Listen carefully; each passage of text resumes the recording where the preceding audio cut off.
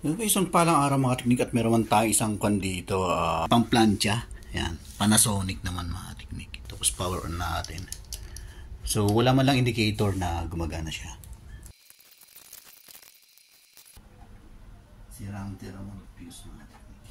May mga nabibiling thermal fuse kaso nga lang ang problema kasi ito pag binalik, naka-kwan siya, naka-welding. Wala akong pang-welding.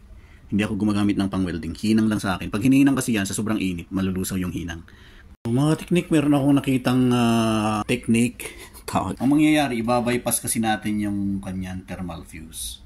Pero magagamit lang naman, pero dapat aware yung may-ari. Though, since mayroon naman siyang thermostat at gumagana pa yung thermostat, so try lang natin i-bypass mga teknik. Tatanggalin na natin itong neutral niya. Ito.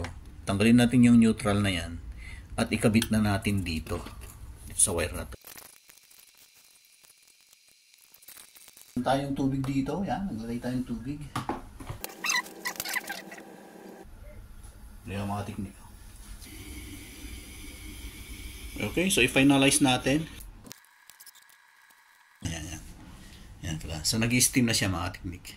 So ayan. Okay na po siya. At hanggang dito lang tayo mga teknik. More power sa inyong lahat. And God bless.